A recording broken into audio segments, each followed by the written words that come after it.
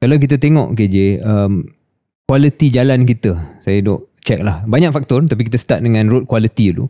Ada kajian yang mengatakan bahawa kita adalah negara ke-12 paling teruk di dunia yang dari segi quality jalan. Untuk di Malaysia, kita ada 22 kematian di jalan raya per 100,000 orang. 22 road traffic fatalities per 100,000 people.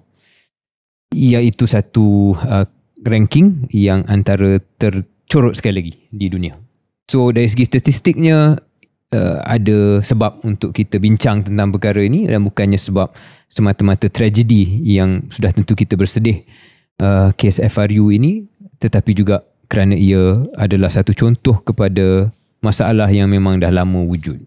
Kalau saya boleh bagi cadangan secara terbuka, saya rasa pertama ialah, okay, you do the task force, you have to share, kongsi apakah TOR task force tersebut, what's your terms of reference, dan mula dah cakap dengan rakyat, mungkin harian ataupun setiap 2 hari, apakah update sedikit sebanyak tentang apa yang sedang dikaji tersebut. Mungkin bukan capaian ataupun dapatan, tak maaf, yang muktamad, tetapi kena bagi tahu, okay, TOR dulu.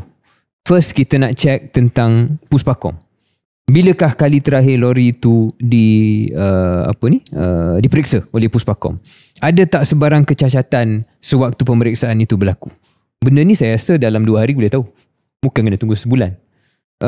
Contoh, bila dah buat tentang Puspakom tu, nak tahu siapakah yang meluluskan pemeriksaan tersebut, dan kalau tak patut diluluskan, adakah individu itu dah digantung kerja misalnya.